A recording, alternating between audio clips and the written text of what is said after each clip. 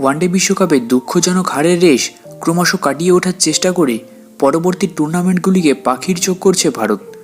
বিশ্বকাপের পরেই রোহিত শর্মার ক্যাপ্টেন্সিতে দক্ষিণ আফ্রিকার বিরুদ্ধে টেস্ট সিরিজ খেলতে নেমেছিল টিম ইন্ডিয়া।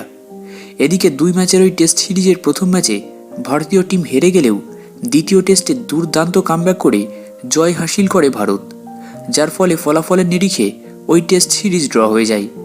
এমন অবস্থায় ভারতীয় টিম আরও একবার টেস্ট সিরিজ খেলার প্রস্তুতি নিচ্ছে।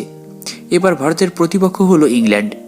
এই প্রসঙ্গে জানিয়ে রাখি যে আগামী 25শে জানুয়ারি থেকে মানে কাল থেকে ভারতের মাটিতেই ইংল্যান্ডের বিরুদ্ধে 5 ম্যাচের টেস্টের একটা সিরিজ শুরু হতে চলেছে।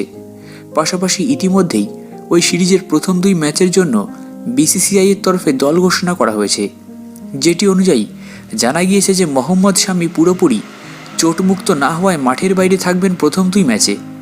যদিও অনেকেই অনুমান করেছেন যে ইংল্যান্ডের বিরুদ্ধে টেস্ট সিরিজে ভারতীয় টিমে হয়তো দেখা মিলবে রিঙ্কু সিংয়ের। পাশাপাশি কিছু ক্রিকেট বিশেষজ্ঞ আবার মনে করছেন যে অফ ফর্মে থাকা শুভমান গিল এবং শ্রেয়াস আইয়ারকে হয়তো প্রথম 2 টেস্ট ম্যাচে খেলানো হবে না। প্রসঙ্গত যে বিসিসিআইয়ের তরফে রিঙ্কু সিংকে টেস্টে খেলানোর জন্য কিন্তু ইতিমধ্যেই উদ্যোগ নেওয়া হচ্ছে।